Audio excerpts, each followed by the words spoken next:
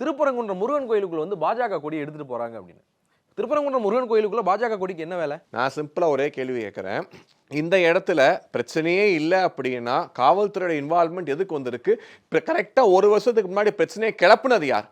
இந்த பிரச்சனைக்கு பிள்ளையா சொல்லி போட்டது யார்? நீங்க வந்து சிக்கந்தர் மலை என்று கூற வேண்டும் என்று சொன்ன பொழுதுதான் ஒரு திமுககாரன் கூட முன்னுக்கு வந்து சொல்லலையே, இல்ல அது திருப்பரங்குன்றம் தான் சிக்கந்தர் மலைன்னு கிடையாதுங்கிற வார்த்தையார் முன் வைக்கலையே. அப்ப இந்த நாட்டோட பெரும்பான்மை மக்களுக்கு நீங்க தென் மாவட்டத்தில் எந்த திருக்கோயில் வரீங்களோ அதை விட இந்த திருக்கோயில் நான் வரேன். ஸோ எனக்கு வந்து இந்த முருகனோட பழக்க வழக்கம் என்ன என்பது தெள்ளன் தெளிவாக தெரியும். எந்த இடத்துலையுமே எந்த விதத்திலுமே சிக்கந்தர மலைக்கு மேல ஒரு சிவபெருமான் கோயில் இருக்கு, அதுக்கு மேல சித்தர் கோயில் இருக்கு, அங்க போய் வழிபடுவது கூட இன்னைக்கு வந்து மக்கள் தடுத்து நிறுத்தப்பட்டார்கள். மக்களோட குரலாக இன்னைக்கு பிஜேபி வந்து போராடி கொண்டு இருக்கிறார்கள். அது போகும்பொழுது ஒருத்தங்க நான் வந்து முருகனுக்கு வந்து யாரும் சொந்தம் கொண்ட முடியாது. முருகன் வந்து அனைவருக்கும் சொந்தமான ஒரு காமனான கடவுள். நாங்கள் ஐஎஸ்ஐஎஸ் கொடி இவ்வளோ தூக்கிட்டு போகல, பிஜேபி கூட தான் தூக்கிட்டு போனோம். கொடியை தூக்கிட்டு போன அரசியலுக்காக கிடையாது. அந்த போராட்டத்தில் கையில் வச்சிருந்திருக்காங்க, கொடி கீழே போட்டுருக்க மாட்டாங்க, எடுத்துட்டு போயிருப்பாங்க.